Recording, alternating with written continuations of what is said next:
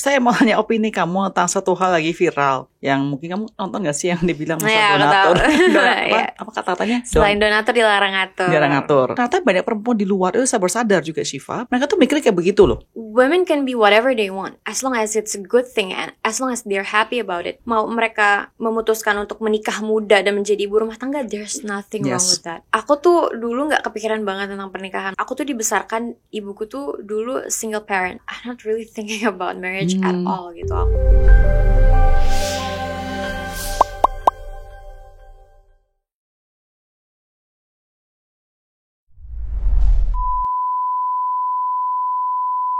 Akhir-akhir ini cuacanya lagi sering mendung. Jadi tubuh kita kekurangan sinar matahari. Makanya harus minum Hydrococo Vita D, minuman vitamin D3 pertama di Indonesia yang mudah dikonsumsi dan penuhi kebutuhan harianmu. Thank you so much Hydrococo Vita D yang sudah support Islay Show kali ini. Dan today we have a very special, beautiful, young, strong woman. Syifa, hi, welcome to Islay Show. Hai. Terakhir ketemu pas di pandemi kalau nggak salah di Amerika ya. Lagi syuting catatan Seaboy ya. Betul. Tapi kamu asli orang mana? Jakarta atau? Aku Indonesia. Mamaku Gorontalo. Oh, oke. Iya. Papa? Ayahku Sunda. Sunda, oke. Bisa ngomong bahasa Sunda? Bisa. Oh ya? Saetik. Saya kurang tahu sebetulnya sih Iya. itu. Tapi Syifa, kenapa saya bilang kamu prestasi seorang perempuan muda yang strong? Masih muda, baru umur 25 tahun. Tapi sebetulnya kalau kita melihat karir kamu tuh, kamu mulai tuh sangat anak-anak sekali ya. Iya. Jadi udah berkarir selama 10 tahun, bener gak sih? Betul. 10 tahun loh. Kalau di dunia entertainment tuh, di apapun juga tuh seorang yang sangat experience, mungkin yang sudah mau retire gitu kan, 10 tahun. Apa sih, kamu kan 10 tahun journey di dunia entertainment. Merasa gak sih pertama-tama ya, merasa gak sih kehilangan momen childhood karena dari kecil udah harus acting, udah harus kerja in a sense begitu?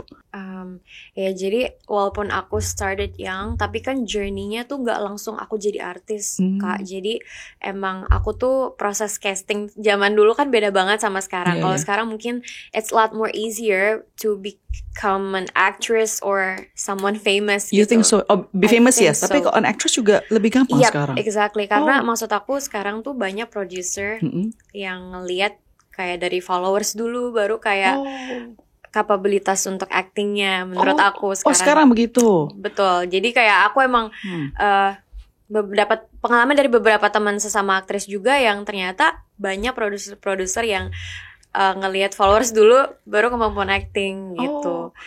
Jadi memang kalau dulu kan prosesnya panjang banget. Casting tuh bisa berulang-ulang kali gitu. Jadi memang untuk aku bisa main di satu sinetron atau satu project tuh prosesnya panjang banget gitu. Jadi maksud aku 10 tahun itu, makanya sampai sekarang tuh aku ngerasa I'm still learning. Aku belum ada di posisi yang aku puas sama semuanya gitu. Maksudnya aku bersyukur, tapi ini tuh bukan di tahap yang menurut aku ngerasa aku udah di posisi yang aku gak perlu ngelakuin apapun lagi gitu. Jadi aku masih belajar banget. Aku masih mau explore banyak hal di dalam diri aku gitu. Jadi karena aku mulai muda juga ya, of course ada beberapa part dari childhood aku yang tentunya aku berbeda sama anak-anak lain mungkin yang seumuran aku gitu. Jadi ya, tapi maksud aku itu kan konsekuensi. Dan ini adalah hal yang aku pilih dan jalur yang aku pilih. Toh at the end of the day aku masih bisa menyelesaikan sekolah aku. Ya jadi memang prosesnya panjang banget. Dan kalau dibilang kehilangan masa kecil, aku gak entirely ngerasa kehilangan. Karena kan maksudnya di lokasi syuting aku juga bisa ketemu sama anak-anak seumuran aku. Dan kita punya punya experience yang sama. Kita sama-sama harus banyak gak masuk sekolah. Tapi untungnya pada saat itu aku juga didukung sama sekolah aku. Walaupun sekolah aku sekolah negeri. Cuman emang at the end of the day, pas kelas 3 SMA tuh aku harus homeschooling karena gak bisa. Maksudnya aku justru kasihan sama temen-temen aku dan guru-guru aku yang udah ngebantu aku. Karena kan waktu itu kurikulum 2013 itu banyak presentasi, banyak kerja kelompok yang ngebuat aku nggak present dan nama aku tetap dimasukin karena teman-temanku baik. Jadi kayak I feel bad, dan kalau terus-terusan kayak gitu kasihan teman-teman aku yang mereka yang benar-benar ngebantu, kamu belum tugas ini, kamu belum tugas ini. Jadi ya udah deh, kayaknya emang homeschooling aja. Gitu. Jadi kalau dulu tuh kan casting memang harus susah ya, harus bolak-balik dan mungkin harus benar dites bukan cuma appearance tapi juga capability-nya, acting-nya. Tadi kata bilang bahwa sekarang ini kebanyakan ada lihat followersnya dulu. Dimana you have no problem dengan artinya kan, because you have like 20 plus, almost hampir 30 juta million followers ya kalau nggak salah di Instagram doang loh ya. Ya kan, justru bukannya sekarang berarti lebih gampang buat kamu karena bilang ya, look, I don't need to learn anything karena sudah 30 juta followers, man, come on, gitu nggak sih? Actually no, malah aku tuh sering kali kayak misalnya ada peran yang, are you sure? Like, aku tuh malah nanya ke manajer aku kayak, ini misalnya sutradara A atau produser A beneran mau aku di sini? Maksudnya ini adalah big deal loh. Dan aku sering kali kayak kemarin aku dapat satu project yang aku bilang, mendingan coba casting aku lagi deh.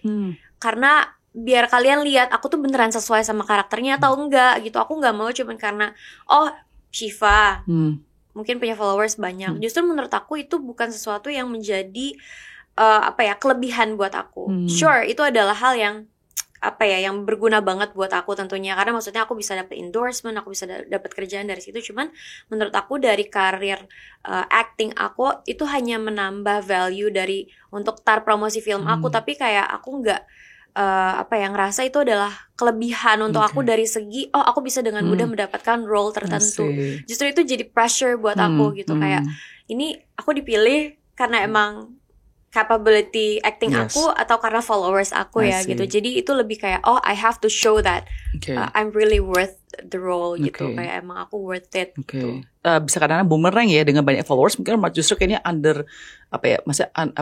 menganggap remeh kamu, kayaknya kamu cuma seorang selebgram bukan artis, tapi kamu mau nih dikenal sebagai seorang artis bukan sebagai seorang selebgram, benar ya? Sebenarnya aku nggak punya masalah sih Kak, kayak orang mau mengenal aku dengan apa, tapi tentunya karena kalau misalnya, karena kan aku sekarang melakukan banyak hal, ada kalanya aku bikin konten, ada kalanya aku acting, ada kalanya bahkan aku menyanyi.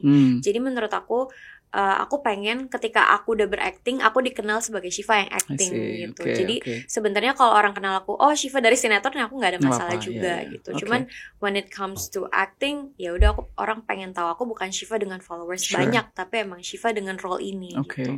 Menarik sekali kamu tadi mengatakan bahwa sekarang tuh banyak produser melihat followersnya dulu. Nah, kita tahu bahwa sekarang ini non-artis, jadi bukan mereka yang pertama-tama menjadi bukan sebagai artis, actress ya. Banyak sekali orang-orang biasa, tapi karena pengen dapat followers atau dapat engagement gitu tinggi, mereka berani memberikan statement-statement yang sangat controversial. Isu-isu yang mereka kata-katakan semua itu benar-benar yang pokoknya harus yang sangat out there, biar justru dilirik orang, pokoknya harus controversial. Tapi ada negatif bukan ada positif, kadang kebanyakan kayak begitu untuk dapetin followers. So are we looking at the future of film industry adalah those people yang bikin isu-isu kontroversi akan jadi artis-artis selanjutnya? Kan agak khawatir buat saya gitu loh ya kan. Benar-benar. Aku juga sih sebenarnya aku percaya jalan rezeki orang itu kan berbeda-beda. Kayak sekarang kayak maksudnya aku sekarang yang ngelihat orang-orang yang mendapatkan jalan rezeki yang jauh lebih mudah, dalam arti bukan berarti I'm judging them kayak kok lo lebih gampang gitu.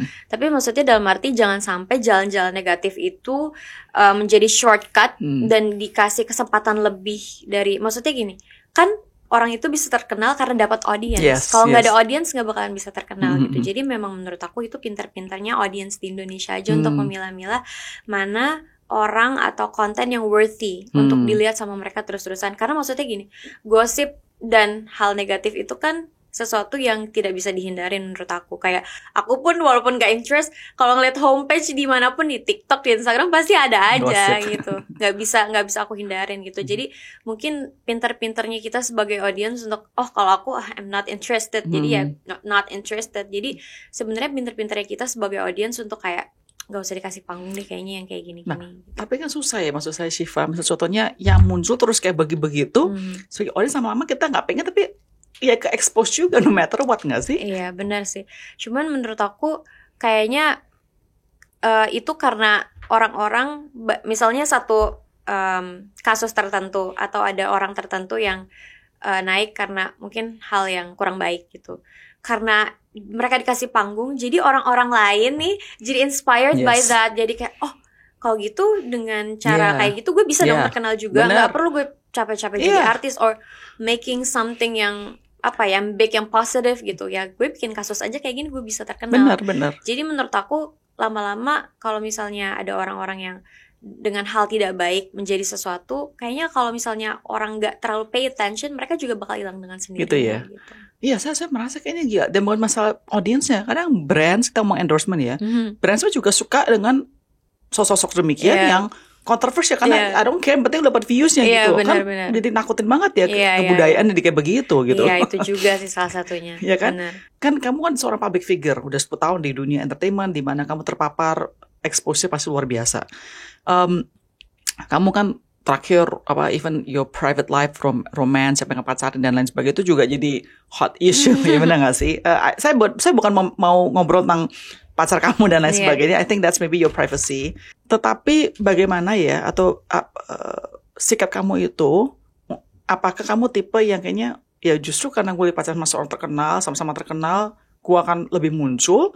Atau ada artis setahu saya kayaknya wait, this is very my own thing, jadi saya mau private saja. And there's no judgment, I just want to know kalau kamu sendiri bagaimana? Kalau personality aku kayak ngerasa aku nggak cocok deh menjadi public figure atau jadi spotlight, karena aku introvert banget dan aku tuh sebenarnya pemalu banget dari dulu. Jadi waktu aku pertama kali tahu ternyata kalau jadi artis tuh konsekuensinya orang menyorot aku terus, apapun yang aku lakukan akan selalu menuai pro dan kontra, even itu hal yang positif sekalipun gitu. Jadi itu udah itu adalah hal yang harus aku pelajarin. Nah ternyata begitu juga dengan kisah percintaan aku gitu. Jadi banyak misalnya kayak contohnya aku putus sama ex aku kemarin, banyak yang menduga-duga jadinya, maksudnya berarti ini putusnya gara-gara ini putusnya kayak gara-gara ini. Jadi orang tuh jadi jadi banyak yang bikin cerita sendiri juga gitu. Dan itu adalah konsekuensi aku balik lagi, karena maksudnya once I post something tentang private life aku, orang pasti bakalan banyak yang ikut campur jadinya gitu. Makanya aku tuh mungkin ya bisa menilai aku tuh bukan salah satu orang yang sering ngepost tentang private life aku gitu. Even sampai sekarang pun mungkin sama pasangan aku yang masih dari dunia entertainment juga, dan bahkan mungkin kan dia jauh lebih dulu gitu lah. Maksudnya dia terkenal dari kecil gitu.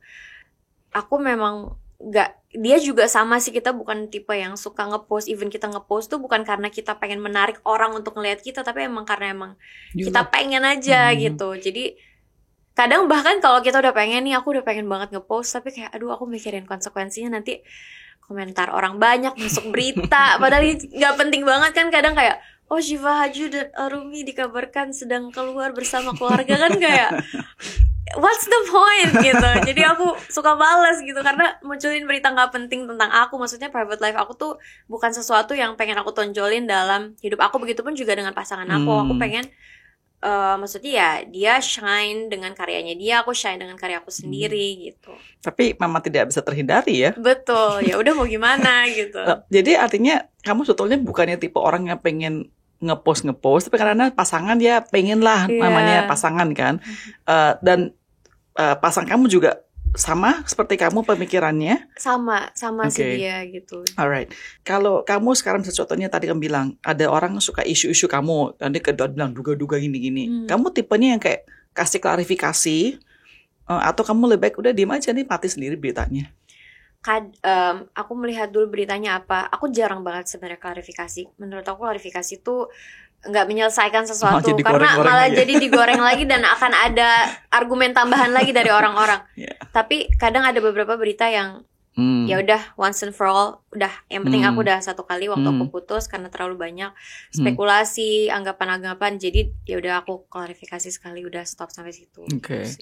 Kamu kan sudah 2 tahun ya. Apakah pernikahan suatu hal yang kamu sudah pikirkan mulai sekarang, pengen cepat-cepat nikah muda, atau nanti lebih tunggu karir lebih established kah? Misalnya is marriage in your mind atau gimana? Sebenarnya aku tuh dulu nggak kepikiran banget tentang pernikahan, maksudnya karena kan sebenarnya aku tuh dibesarkan, ibuku tuh dulu single parent.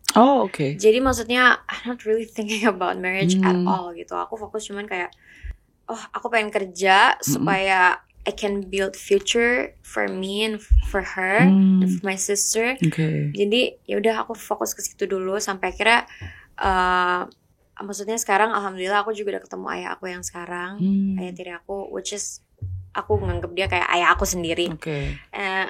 Dan maksud aku tuh baru kepikiran nikah kayak mungkin kayak beberapa tahun belakang kali ya. Maksudnya di saat ternyata teman-teman aku pada nikah nih gitu. Dulu tuh pas umur aku 21 teman-teman aku pada nikah. That young? Iya, that young. Jadi aku kayak ternyata nikah tuh penting juga ya gitu.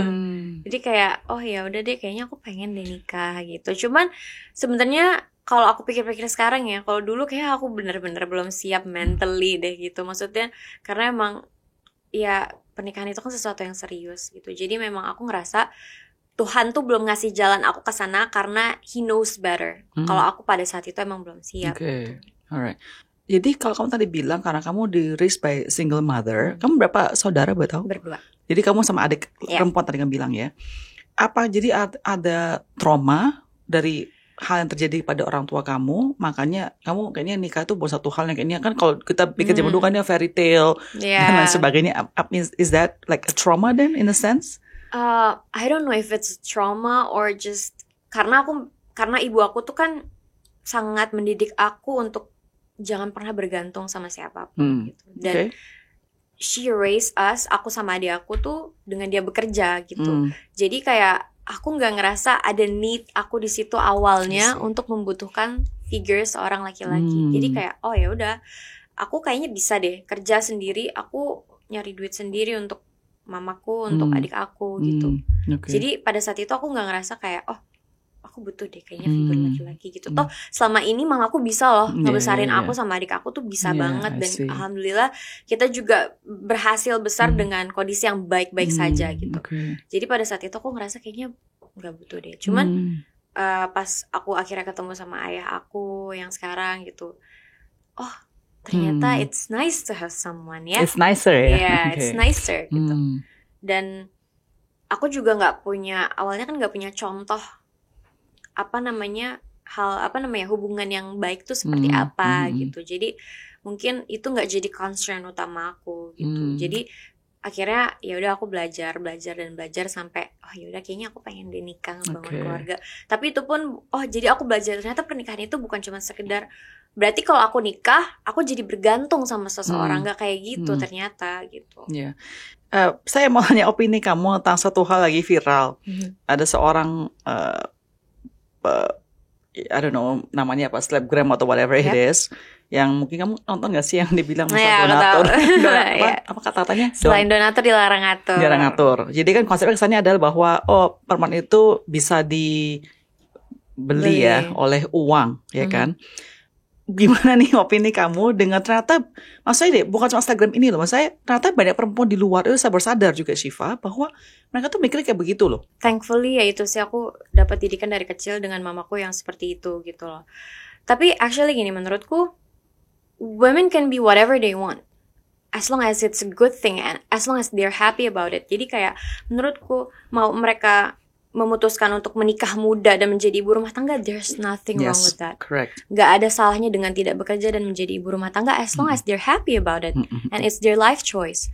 Dan mau orang gak menikah sampai umur 40 pun menurut aku gak ada masalah as long as they're happy about it.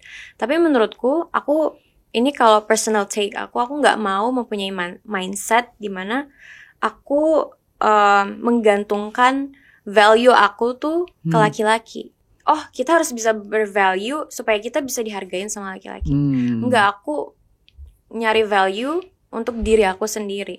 Untuk aku ngajarin ini ke anak-anak aku nanti gitu. Aku dulu waktu masih muda kayak gini. Bukan kayak aku bekerja supaya aku dihargain sama laki-laki. Menurut aku kalau kita tahu self-worth kita tahu value kita, we will attract orang yang bisa menghargai itu juga dari diri kita automatically. Jadi itu bukan suatu patokan kayak kita harus menjadi perempuan cantik supaya ada laki-laki yang datang. Itu menurut aku pandangan yang kurang benar sih. Jadi menurut aku sebenarnya nggak ada masalah kalau misalnya perempuan itu punya mental kayak ya udah gue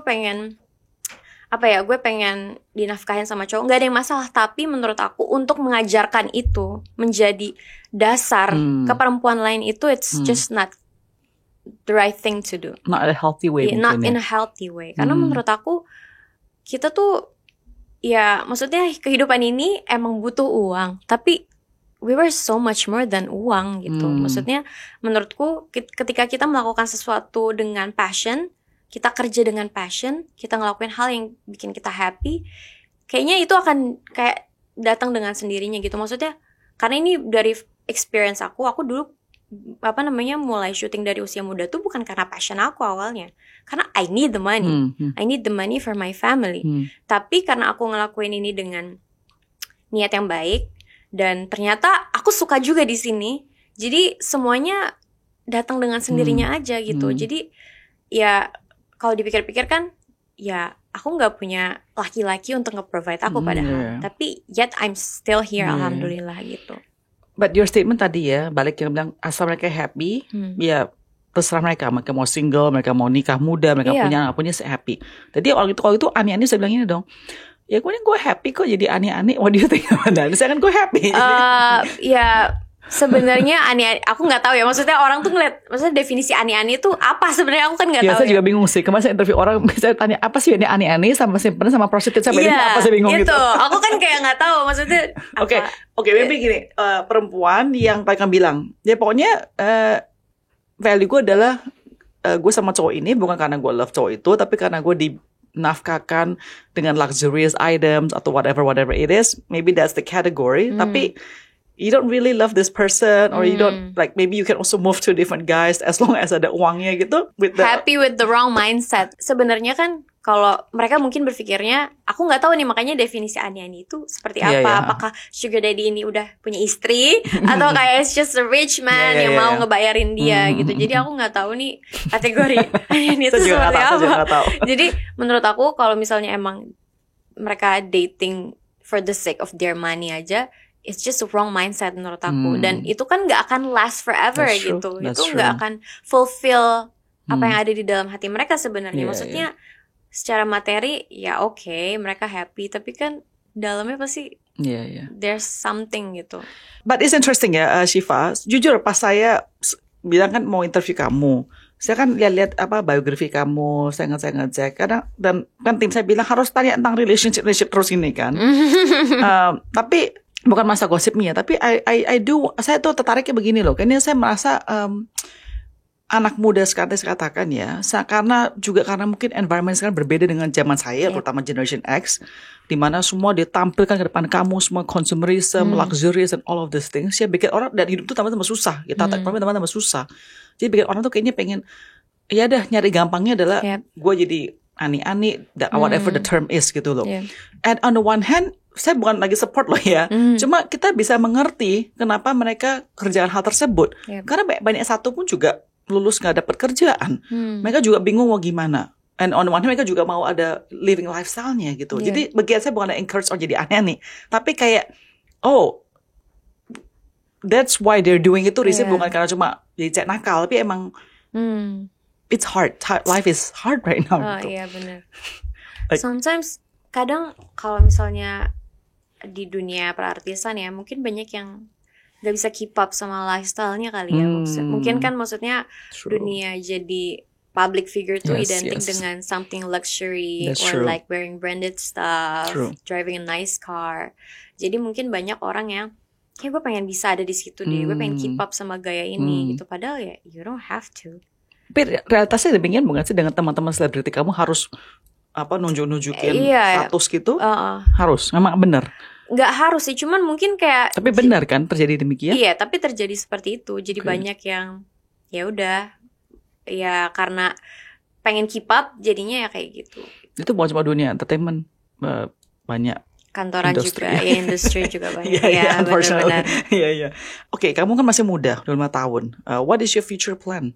While still, aku masih pengen berkarya juga. Dan alhamdulillah, maksudnya pacarku sangat mendukung aku dalam berkarya dan tetap produktif gitu. Aku udah pernah ngobrol ini sama dia gitu. Jadi memang kalau misalnya kita jodoh dan menikah nih, aku nggak apa-apa nggak tetap kerja, dan dia nggak apa-apa gitu. As long as kalau misalnya udah punya anak, ya anaknya jangan sampai terlantar gitu. Dia itu cengli lah, itu fair lah. Iya, karena kan maksudnya bunda kan juga ya she's very hardworking gitu, dan maksudnya sampai sekarang pun bunda masih produktif banget kerja kan.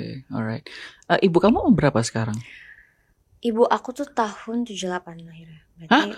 Wait, oh my gosh, she's younger than me. Yeah, she's very young. Dang! Yeah. Holy dude, wow, okay. So I'm your She's mother. young. Oh my gosh. Yeah, I'm like 76. Dude, alright, okay. Alright. Wait, dia punya anak berarti lumayan, no, kamu kan 25. Yeah, like my sister juga udah punya anak udah 5 tahun kayak begitu. Yeah. Oh my gosh, I feel so old now. Wow, okay. Gila.